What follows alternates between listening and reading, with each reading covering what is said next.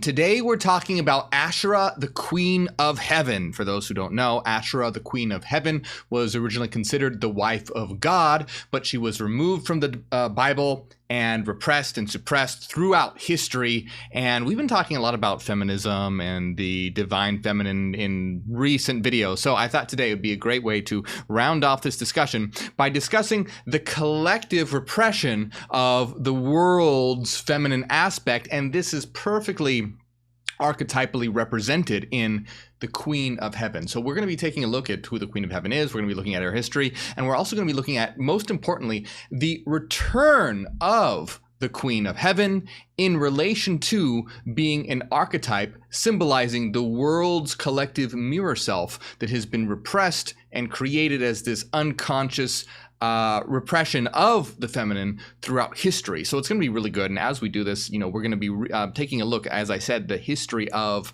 the Queen of Heaven. And as we look at the history of Asherah, the Queen of Heaven, we're going to be seeing that it's not just a history of Asherah, the Queen of Heaven, but it's a history of the repression of the feminine aspect of the world and how we need to rectify that with a rekindling of the fires of the divine feminine to light up this world and make it a more unified and holistic place. So let's start off by giving a brief sort of understanding of what the mirror self is. So we're going to do this real quick. I have an entire video series on the shadow self, the mirror self, the power self. It's called Inner Star Actualization, Actualizing Your Higher Self. Check it out if you want full details, but we're going to do a quick summary, okay? So your shadow self is the parts of yourself that you repressed growing up. Society deemed that they were unacceptable, so they were a part of you, and you denied them, and you repressed them. Now, the mirror self is the part of yourself that's the opposite of your ego self. And this shows up as gender, but it also shows up as other elements as well. So if you're a very introverted person, being an extrovert would be part of your mirror self. If you are a very masculine person, then being feminine would be part of your mirror self, and vice versa. If you're very feminine, being masculine. If you're very extroverted, being introverted, it's vice versa. And it's not binary either. I identify as non-binary, so it'd be a certain ratio.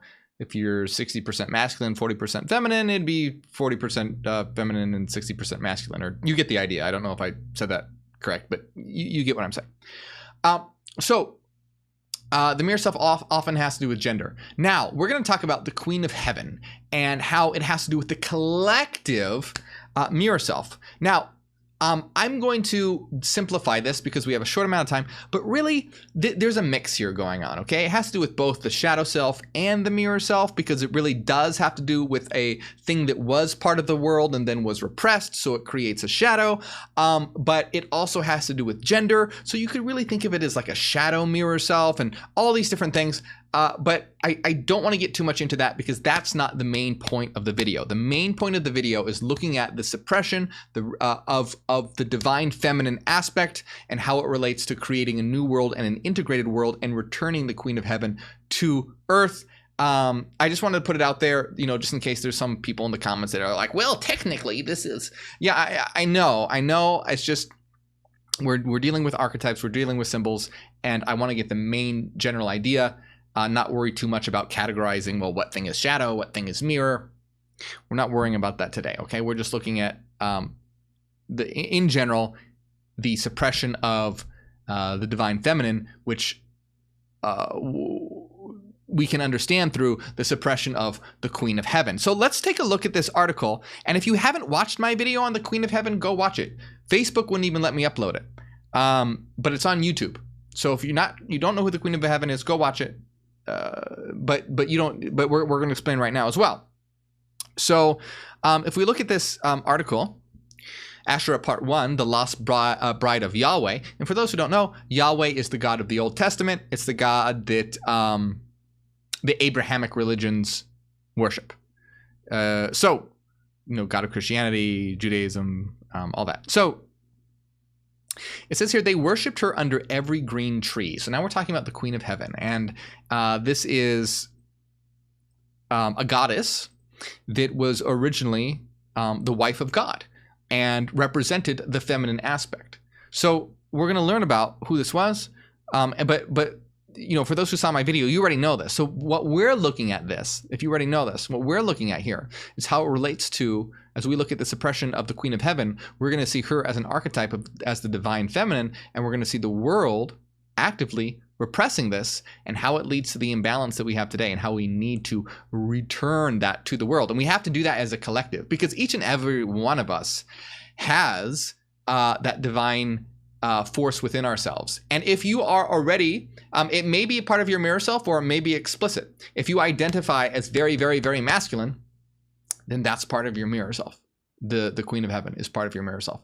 But if not, if you are very, very feminine, not necessarily so, but what needs to be done is a resurgence of that power and influence, okay? So this is talking about the overarching world collective archetype, because you can have an archetype as an individual, like you have repressed such and such into your shadow, such and such makes up your mirror self, but also on the scale of the world as a collective, we can look at the collective shadow.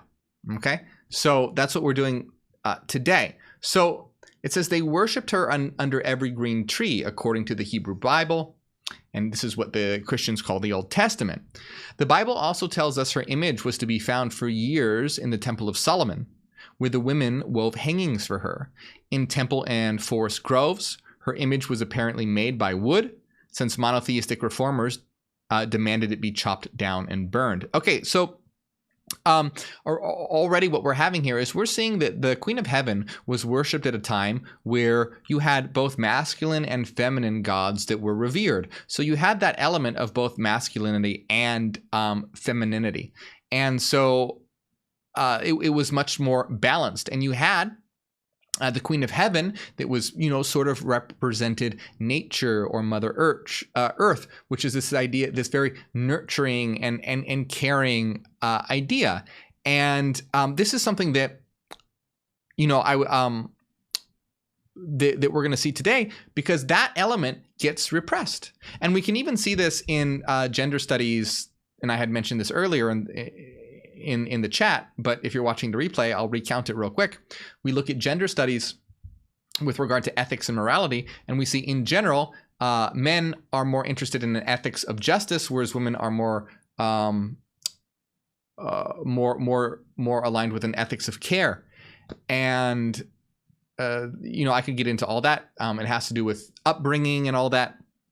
But the idea is that justice has to do with universal laws that applied to all situations and dealing out justice.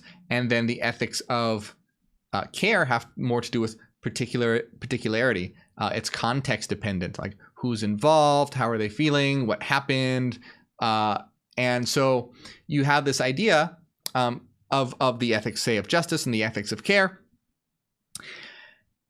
And you can see how we're going to have big problems if one is done away with, because we live in a world where if you look at, say, the criminal justice system in America, and it is really only all they care about is justice to be served. And that's fine. The justice should be served, right? If you have people lopping off heads, if they're an axe murderer, justice should be served to them. But again, our justice system is incredibly flawed, terribly flawed. Oh, don't even get me started. But that's not what today's topic is about. But you can see it's more concerned with justice rather than it is with care, whereas care would have to do with, say, the particularities of the situation, like who committed it. Are they capable of rehabilitation? If they are capable of rehabilitation, what can we do to rehabilitate them and all that? And so it's not like one or the other. We need both. We need both justice and care. But you're going to see, and that's just one example, but you're going to see that because we've repressed throughout history the Queen of Heaven, which is archetypally the divine feminine aspect, that is missing from our world greatly, and we are paying the price for it. Now, we're not saying that we want to get away, destroy the masculine aspect, not at all. We just want to take the scales and make them even so that we have both elements, right? We want both elements together. And also, I want to point out real quick, I'm not gonna go too long on this, but remember that gender is a social construct. The fact that, you know, women are usually associated with care and men are associated with justice, like, that's totally arbitrary. You can have a woman that is more associated with justice, or a man that's more associated with care. These are just arbitrary categories and boxes that our culture and society has developed. And so we use these words even though they're arbitrary. I just want to put that out there. We're just using this as a way of communication. So, but anyway, so you have the Queen of Heaven, who represents, you know, nature and nurturing and all this. And then we already have here that her image was made of wood. And the reason why we know that this is probably true is because the monotheistic reformers, who were patriarchal, they were worshipers of Yahweh and Yahweh only, which is the God of the Bible. The patriarchal God demanded that the images of the Queen of Heaven be chopped down and burned. And so, do you see how we have this repression happening on a physical and mental level? So it's happening on a mental level in that you're repressing that feminine aspect, but it's also playing out in the physical world by the literal chopping down and destruction of the symbols of feminism, of the symbols of femininity, this is what you are literally destroying, the temples of the Queen of Heaven. And that's reflected in what's happening at the mental level with the repression of that into the unconscious. And this forms both the shadow self and the mirror self. It's very dependent, okay? It's very dependent on the person. But this results in shadow repression and mirror repression as well, contextually dependent. And so this is why it's so interesting to look at all this, because remember, reality is a collective dream. And so what happens in the physical is going to be reflected in the mental. And so you have the literal chopping down and destruction of the temples and images of femininity. And that on a mental level is the repression of the feminine aspect. And this is going to have huge repercussions in our world. And remember, this is why it's important to always look at reality differently. Reality is a shared dream. Reality is ultimately mind. And so you have these events in history which have consequences and are reflected in the psyche. Because again, we are looking at the history of the suppression of the Queen of Heaven through the chopping down of her temples and destruction of her images, which is also, on the mental side of things, the history of the repression of the feminine aspect of the psyche. And then culturally as a whole, this is reflected in the world collective, in societies that end up being formed and governed under more masculine attributes. And missing that feminine. So do you see how it's all connected? You have it actually physically happening in history, which is reflected mentally as in the psyche, and then having the effect in the world, including cultures and societies around all of this. So the archaeological record suggests that Asherah was the mother goddess of Israel, the wife of God. She was worshipped apparently throughout the time Israel stood as a nation. In many homes, images like the one above decorated household shrines. So at this point, you have the worship of not just a patriarchal god, but also a feminine goddess. Who was she, this lost goddess of the Hebrews, and why is she no longer worshipped in the Judeo-Christian religions of today? The Asherah votive emphasizes her breasts, suggesting her role as a fertility goddess, but her stance represents her nature as a mother in general. So we have her representing, already like nature, nurture, mothering, and fertility, sexuality. All of these things are emphasized in the Queen of Heaven. She no doubt aided in the concerns of mothers, including conception and childbirth, but was probably also the mother of all, a comforter and protector in an uncertain world. You see how not only does it probably mean, like a fertility goddess in dealing with conception and childbirth, but also that aspect of that mental aspect of simply being the archetypal mother of all, a comforter and protector in an uncertain world. And our world is really lacking that. Our world is lacking care. Our world is lacking all these things. We live in a very harsh world. And I know some people have it way harder than others. But in general, this is a very, very harsh world. People are dying everywhere. There's war, there's bloodshed, there's hatred, and it's missing that care. Like, no one cares about each other. No one cares about each other. You know, most things today are dick measuring contests. You know, billionaires trying to fly look at billionaires trying to fly rockets in the air that are literally phallic shaped. I mean, again, talk about seeing the mental reflected in the physical. You have people trying to nuke each other and take over each other's countries. There's all this dominance and aggression and totally lacking in care. Now, that's not to say that there's anything wrong with this idea of strength and power. Will to power is an extremely important aspect of reality. It's one of the driving forces of reality, the driving force of reality. But we need, and it sounds so funny because I know it's like, oh, a wild idea. Once again, we need to care about each other. We need to make sure we came to this place to live, grow, and experience, and to do so in an environment that is nurturing. The world is a incubator for gods, and we need to be able to have nurturing and care in addition to this. It will aid in our will to power to learn, grow, and overcome. You know, just because we have care and nurture doesn't mean that we also have strength and power and overcoming resistance and obstacles. It's like if you go, if you're working out and you're overcoming and overcoming resistance, guess what? You also need breaks in between to be able to heal. And you need that nurturing and you need that care. You also need to take care of yourself, because guess what? If you're just trying to overcome every fucking day and you don't have that care, you're going to get injured. You're going to hurt yourself, and it's going to be detrimental to your growth. So this world is in desperate need of nurture and care, and that's okay. That's not weak. That is not. I know that perhaps some like Nietzschean ideas might consider that weak, but it's not.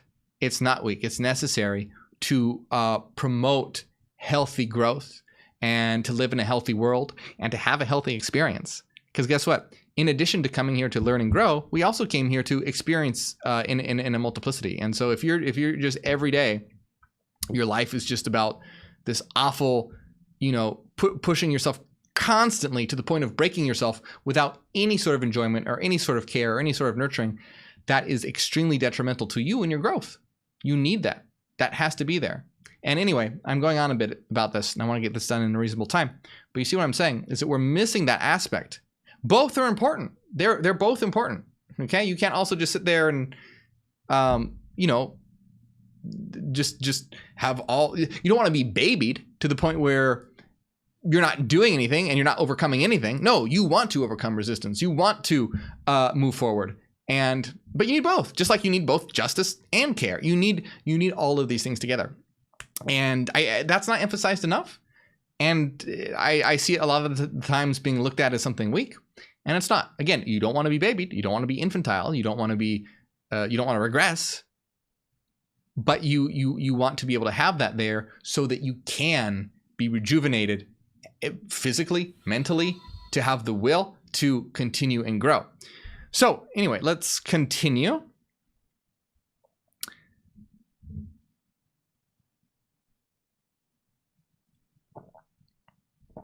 So she was the mother of all, a comforter and protector in an uncertain world. Inscriptions from ancient Israel tell us that Yahweh and his Asherah were invoked together for personal protection. So you had people invoking both Yahweh and Asherah together. Her identification with trees suggests that Asherah was in fact also Mother Nature. By the way, just real quick, if there's anyone out there who's familiar with Asherah, she was often invoked with whatever god was in power or popular at the time. So it might have been with El Elyon, or Belial, or Yahweh. But in this context, where we're talking about here, we're talking about in the context with Yahweh. So her identification with trees suggests that Asherah was in fact also Mother Nature. So she was identified with the natural world, a figure we remember in our language, but unfortunately we have lost part of our mainstream religions. Oh, we have lost as a part of the mainstream religions. She was, in other words, everything you would expect from the feminine half of the divine creative duo, a great mother. And also, I want to remind you, for those who may not be familiar with Hyperianism and all that, we don't believe that there is a literal Queen of Heaven floating in the sky. I think some people might be confused. So I notice comments where people get confused. These are archetypes. These are symbols that represent ideas. All right, think of it like a character. If you want to take the idea, just the idea of things like care and nurture and the natural world and all that, if you just take these abstract ideas, and let's say you just wanted to create a character, like you were creating a comic book or a movie, you created a character to symbolize these things. That's what the Queen of Heaven is. The Queen of Heaven is the archetype, the symbolic embodiment of these attributes. And we as a culture call these feminine. And they're not necessarily feminine. That's a construct. But in our culture, in our society, we call this feminine. Because remember, as eternal monadic minds, we have no fixed gender. We have no fixed gender. We are simply units of living frequency patterns. That's what we are. We are living, evolving frequency patterns, beings of mind. And we connect and localize as these avatars. And then we can choose if we want to express ourselves in ways which the world has labeled feminine or masculine, or not neither of those, like me, who identifies as non-binary. So I also want to put that out of there because there's a lot of occultists and new agers who are like, oh, well, the world is, reality is based on like male energy and female energy. Yeah, that's not literally true. There's just energy is not male nor female, right? It's just energy. It's just frequency. Energy and frequency expresses itself in myriad ways. And then when humans evolve or conscious entities evolve, they begin labeling things and putting things in boxes and saying, oh, well, this is feminine and this is masculine. And we use these words to communicate. But that's not true ontologically. There is no ontological male and female, literal male and female aspect to reality. There's just aspects that we label in a certain way, just like care and justice, nurturing, power, strength, reason, emotions. None of these things are inherently male and female. They just are what they are, and people tend to categorize them as one or the other. And that's Kantian way of understanding and chopping things up and putting things in boxes. So Asherah's image was lost to us not by chance, but by deliberate action of the fundamentalist monotheists. Okay, so here we have, again, so we have this clear now suppression of the feminine, where her image wasn't lost by chance, but a deliberate action of fundamentalist monotheists. So there's this deliberate suppression and destruction of the feminine aspect of our world, metaphorically speaking. I'll continue to refer to it as male and female because I already explained it, qualified it. So I'll just, for ease of language, I'll do that. So first her images were torn down and her stories were rewritten. Then her name was forgotten. They're tearing down her images. They're tearing down her and if you read the Bible, I don't know if they're going to talk about it in here or not, but in the Bible, Yahweh, the God of the Bible, is just absolutely hates the Queen of Heaven, ordering all of her images to be destroyed, telling people, anyone who continues to worship her, that their cities will be desolated, demolished, that they will be destroyed, they will be burned. Just absolute fury in wanting to destroy the Queen of Heaven. So in fact, her name appears 40 times in modern translations of the Bible, but not at all in the first English translation, the King James Bible, since no one knew who Asherah was anymore in the 17th century when the King James Version was being created. Her name was translated as groves of trees, or trees or images in groves, without understanding that those trees and groves represented a mother goddess. So, basically, they had eradicated, any trace of the Queen of Heaven, so that when the Bible was being translated, they didn't know who she was, and they mistranslated Asherah, the Queen of Heaven, as being, they mistranslated that as just trees or groves.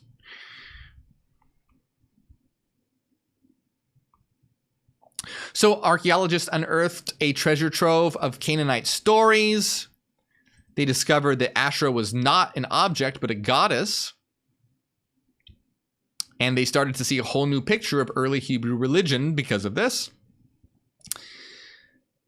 Asherah was known as a Canaanite goddess, the mother goddess and wife of the father god. The name is mentioned repeatedly as having been worshipped by the Israelites, to the dismay of the monotheists, to the dismay indeed.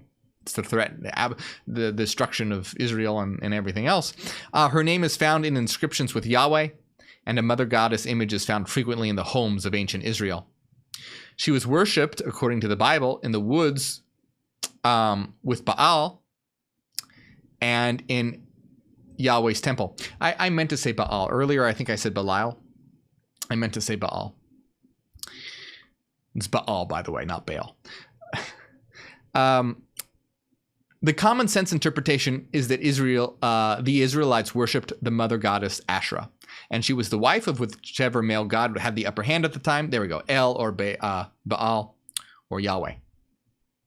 And the Israelite religion was not much different from the Canaanite religion. The gods vied for supremacy, but the goddess remained. So you kind of have these competing gods, El, Baal, Yahweh, but with Asherah being constant.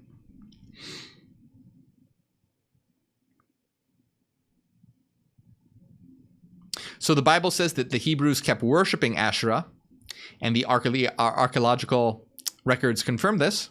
What the Bible doesn't say, and the archaeological record shows, is that Asherah was a mother goddess. She was responsible for ending a time of chaos represented by the primordial sea and beginning the process of creation. The sea god or sea serpent is the entity upon which she trod.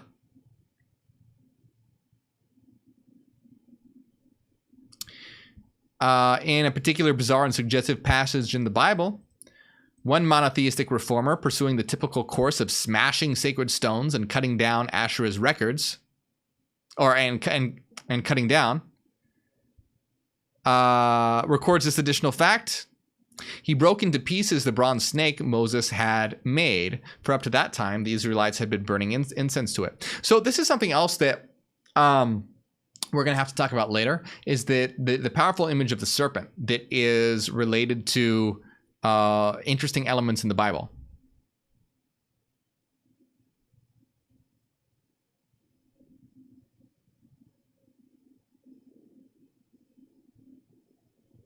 So there's more about they are accused of playing the harlot, which could be a reference to sexual activity, or simply an analogy to the monotheists claiming that people sold out to the false Canaanite god. So people worshiping her, accused of being harlots, and whether that was literal or just saying like, sort of, you're cheating on Yahweh with another god.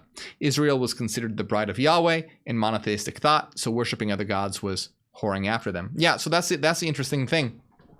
As well, because you have this repression of the divine feminine, and then so who is considered the bride of Yahweh? Well, Israel is considered the bride of Yahweh. And anyone familiar with Christianity, in Christianity, the church is considered the bride of Christ. It's a very, very, I mean, I don't want to say odd concept, because It depends if we're talking about theology or just like Orthodox Christianity.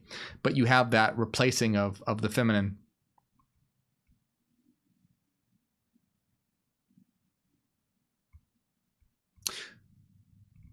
So let me go down a little bit here because this is a long article and I want to talk about a few things here. So Asherah, tree goddess, mother of life, was lost. So again, you know, this is talking about a goddess, but also archetypally dealing with the world as a collective. It is the suppression, including the psyche, and then how our cultures will be shaped because of it, of the feminine aspect. Truly, we were cast out of the Garden of Eden by Yahweh, or at least his supporters, separated from the tree of life, our mother. We flounder like orphans. America's religiosity is more comparable to Iran's than to that of Western Europe, where Yahweh's religion is in the decline. Basically, that America is becoming more and more radical. Is it coincidence that we, the worshippers of a male warrior, spend our money on war while children are allowed to live in poverty without health care? So do you see exactly? This was my point earlier. Do you see the effect that this has on the psyche? Because our history, especially here in America, is extremely Christian. And so it has shaped our culture. Even if you don't identify as Christian or whatever, it has shaped our culture. And it's not just America, but the world as well. You know, at least talking about the West. I know that's not the whole world, but you know what I mean. More than just America. So is it a coincidence that we, the worshippers of a male warrior, spend our money on war while children are allowed to live in poverty without health care? Do you see that emphasis on this masculine emphasis on conquering and destruction and war, and the complete lack of importance on care and nurture? We're going to put our money towards what? War and everything related to conquering. But what about healthcare? No, especially in America, terrible healthcare. What about caring for children? Hell no. Don't even get me started on, you know, pro-life and abortion and all that. It's absolutely crazy how, oh yeah, we care about kids. No, they don't. You know, if you cared about kids, you'd make sure that they had a healthy upbringing and everything they needed. No, they don't give a fuck about kids. They just care about controlling women's body. Another suppression of the feminine by literally suppressing the will of women. And not just women, but anyone who can carry a child. But you see, in the context of what we're talking about, another literal suppression here by suppressing the will of women's choice, or, you know, a childbearing individual. So clearly, our world is in a dramatic imbalance because of this. So is it coincidence that we, the worshippers of a sky god, we are so alienated from our earthly mother that we endanger all of human life by our activities? And that's another thing. Yeah, exactly right. So in Christianity, all emphasis is placed on removing oneself from the world because the world is evil, the world is flawed, and the world is sinful, and just getting to heaven, right? All emphasis is placed on the afterlife. Why? Because you have repressed and suppressed and destroyed the mother goddess, Mother Earth, nature. You no longer care. And that's why I say in Hyperianism, we don't look at the material world as being evil. The material world is just our canvas, and we can create it into whatever we so will. So we're not escapists. We're not trying to escape reality. We can transcend the physical, but we don't look at the physical as evil. It is, as gods, it's ours to shape. We can shape it into whatever we so will. We can build our kingdom here on earth, a kingdom for all, right? That includes a kingdom that includes the Queen of Heaven. And that's it. In our building of New Terra, our unconquerable citadel on the hill, there will be a throne for the Queen of Heaven. And that just means that the feminine aspect will be important, as well as the male aspect. And we don't even need to call them male and female. Once we reach a certain point where humanity has evolved past needing these little silly metaphors, we can just understand them for what they are, as different elements that form a unified whole in creating this experience that we need to have together. And the hard edge of the fundamentalists who claim to have found the one true law and believes those who think otherwise are worthy of death or eternal damnation is still with us today. So the goddess is lost officially, but remembered deep within. Archaeology's gifts of restoring Asherah to our consciousness reminds us of what we already know. God does indeed have a wife. He must, for if we are his children, then we must have a mother. And of course, this is all very symbolic. As Hyperions, we don't believe that we really have a father and mother that created us or anything like that. But you see, the point here is that this element has been lost to history and it has been suppressed in our unconscious. But now it's a time to return it, to bring it back. And that's what's important in understanding that the world has collectively suppressed this element of the feminine, and it is incredibly imbalanced. And once again, doesn't mean that we're trying to abolish or destroy the masculine. We're just trying to make the scales even so we can live in a world that is unified and holistic, where we are receiving care, we are receiving nurture, and we are creating a better earth. In addition to, overcoming obstacles, exercising our will and power. Not that one is necessarily feminine, one is necessarily masculine. We just so happen to have live in a society that labels certain things as masculine and labels certain things as feminine. But again, you can see this everywhere, where again you have billionaires in their dick ships trying to fly, get into space and get to Mars, because they don't give a fuck about Earth. See, it's great to be able to be an innovative person and wanting to create new technology and wanting to go forward. But if you had incorporated the Queen of Heaven, the feminine aspect, you would use your ability to create advancements towards creating a more healthy, a more beautiful, a more nurturing, a more supportive, a more intellectual, a more conducive to growth Earth. Instead of going, fuck the Earth, we want to go to space because I have got more money than you and I want to show off, how big my rocket ship is. You see, we need both. We need all elements together. And that is the return of the Queen of Heaven, is the integration of the divine feminine within the world collective. And of course, that begins on a personal level as well. For those who have not integrated the divine feminine, they need to do that. And that usually starts, if they haven't done so, it usually starts in the mirror self. It could start in the shadow self. It's very dependent on the person. There's a lot of crossover between the shadow and the mirror self. It has to do with the person, their particular experiences, etc. But the mirror self is the inner opposite, whereas the shadow self is the part of you that was repressed. So there's a lot of crossover, and it's contextually just depends on context. But I hope this is getting across clearly, because I know there's a lot of points of confusion that can happen here, and like, what actually masculine is or feminine is, and what's literal or what's metaphorical, because I see a lot of people confused in the comics. But I think those of you who watch my work, you guys know, you guys understand. There are these elements of the world that are greatly lacking. We live in a great and total imbalance, a complete, trash shit planet, because you have literally destroyed all the shrines to Earth.